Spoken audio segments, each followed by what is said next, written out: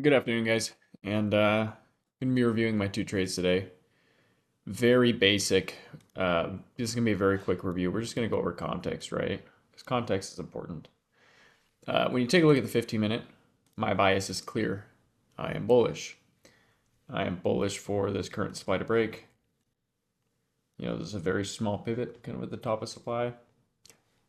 But the major pivot is all the way up here on NQ. All the way up there at 167.5. Now, ES, on the other hand, you can tell both of which have been on a tear overnight, right? We're putting in a leg, a very bullish leg. A market likes moving two legs, right? First leg consolidation, second leg. So we are getting bullish consolidation here. When a majority of this pullback invalidates, I am now bullish to the nearest point of liquidity, which is at least here. And by this point, I'm just going to assume it breaks supply. All right. As far as pivots are concerned, this is the nearest major pivot on ES. But that's where I'm at. Okay. So the thing that triggers me into a trade first is if this pullback invalidates, I'm bullish for the second leg, because this is the first leg. Market likes moving in two legs. I'm bullish for the second leg to play out, right? That's the whole point. So whenever this pullback completely invalidates or mostly invalidates, I'm going to be triggered into calls. And that's the plan there. Super basic, not much analysis. I was more so just cursing out AI before market open, so I wasn't doing much analysis anyways.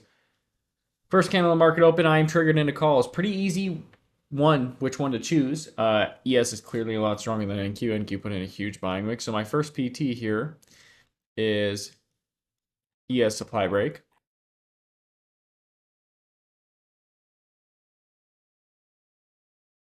You can see that's just going. Look how strong NQ is. So strong. Looks great. And just keeps going. I take profits there. That's one of my main trim levels. And yeah, we just kind of keep going all the way to the NQPT. Now, the NQPT was where I took pretty much the rest of my profits. I didn't close out the alert, but I pretty much closed out my trade. I think I left one contract in. Only because, it's super strong. All my nearby pivots hit.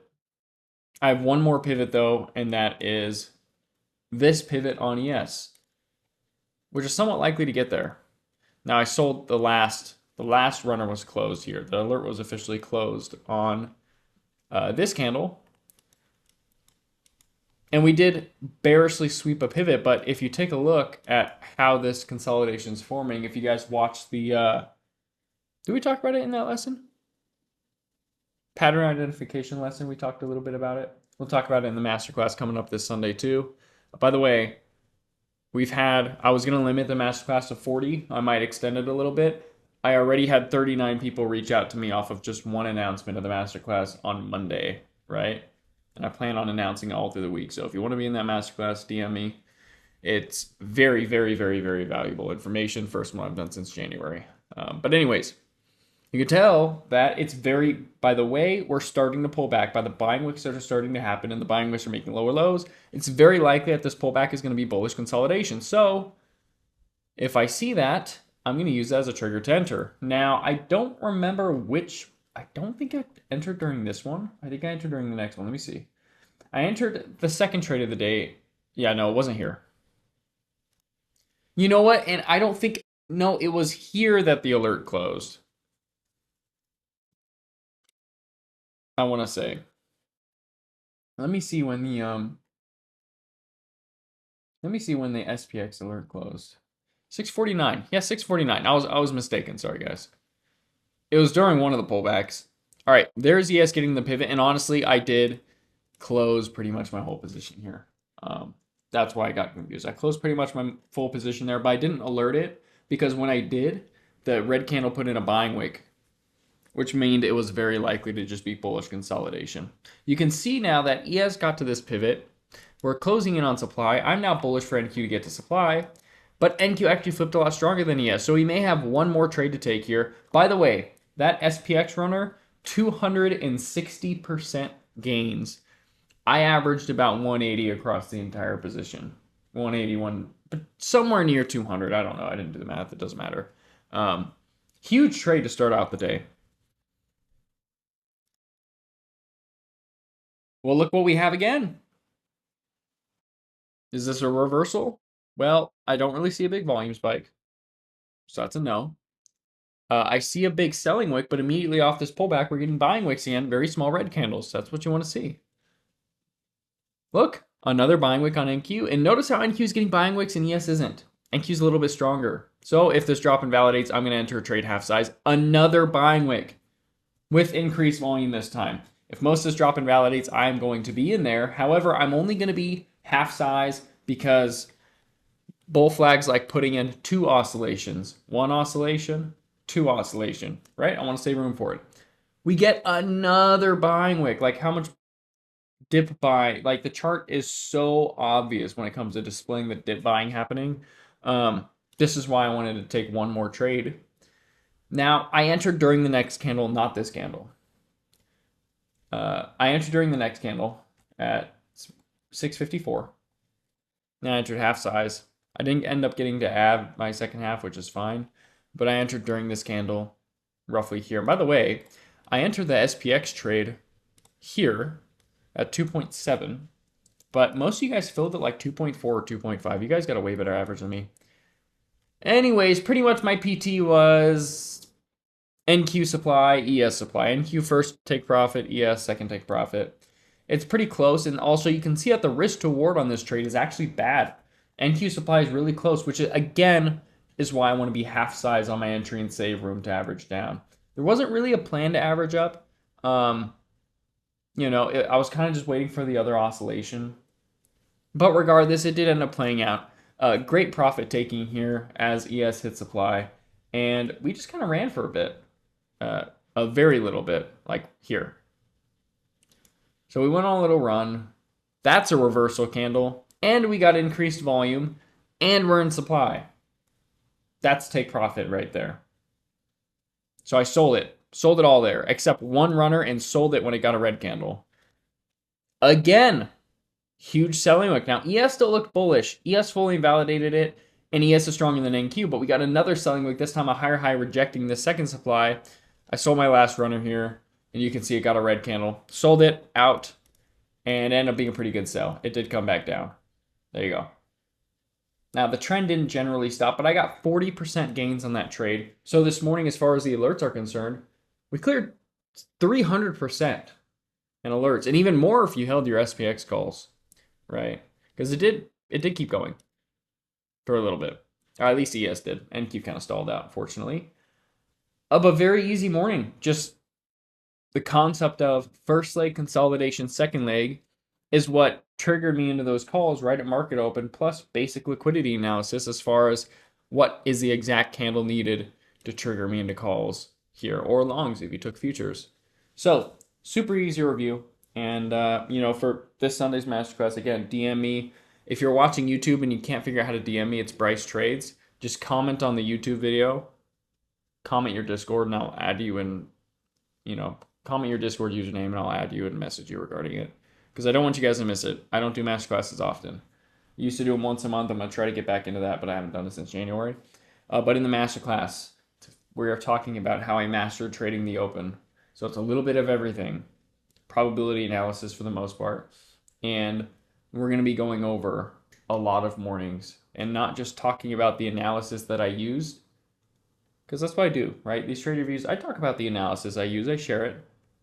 But that doesn't mean that I teach how to apply the analysis and why the analysis works and the statistical likelihood of each analytical process that I use. And that's what the masterclass is going to go over. So very good stuff, exciting stuff. And regarding this morning, though, does anyone have any questions whatsoever? Super basic morning. It just went up and I just took calls and we happened to print. I did not expect it to be that green.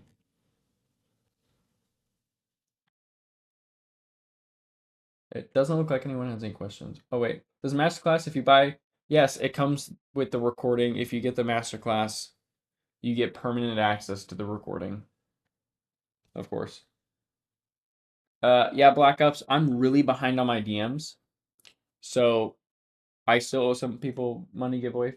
I still owe some people giveaway money. So that'll be done. By the way, there's a giveaway tomorrow. So we'll be doing another giveaway. And yeah, I'll catch up on all the DMs today. Uh, Rakai, if I mean you already have a big discount because it's the mentorship. But keep in mind with these master classes, one thing I told you guys this morning is usually I took maybe an hour and a half to prepare for the master classes right before they took place because they don't need much preparation because I do this trading stuff every day. I don't teach concepts that I need to cherry pick examples from. Like I don't need to go back months and try to find a couple days that prove that I can use this proof as concept. I trade this way every single day, so I already have examples every day. I trade this way, and I already know the information and use it. It doesn't take me much. But for this masterclass and every masterclass going forward, I'm going to be spending 4-ish days preparing for it. So there'll be a presentation, and there'll be much more stuff. The audio will be much better as far as the recording goes in comparison to the last masterclasses. What I'm looking to do is this wave of master classes is essentially going to be my last master classes. Now, there's a chance I may reteach them, but realistically, I'm going to be so busy in the near future with Trade Arena and all kinds of stuff. I may not have time to teach them live, so I'm setting these master classes up to be the best ones. Like, this is it. This is the final master classes, and the recordings are going to be very, very high quality, and just the presentation, all of it. So that is correct, Alex. That is correct. That is correct. It's 125 bucks if you're not in the mentorship, um, which is I'm just not I mean, the information is worth thousands of dollars. I use the information to make thousands of dollars every day, or as long as it's a green day, right? But I'm not a fan of cheating to get rich by selling expensive courses. So I don't really think there's a better bang for your buck education available on this platform. And by the way, I don't teach shit that's just available on YouTube. I don't have a trendline masterclass or a Fibonacci masterclass and stuff. The stuff I teach in the masterclasses are stuff that I came up with myself over years of experience. Um, so it's very like you can tell that they're my classes if you try to compare it to any other analyst in the world because it's completely original. Raphael, just DM me. Respond to this message. Oh, turn on your DMs, Raphael. Your DMs are turned off. Go to your settings, turn on your DMs so you can reach out. But all right, guys, I'm going to upload this to YouTube. We have a lesson in 40 minutes, and so stay tuned for that. Also, everyone go react to the Trader of the Week channel. Lone has done some great things over the last couple of weeks, and the stuff that he said in there is very beneficial if you want to take it into account and apply it to your own trading. But all right, I will see you guys later.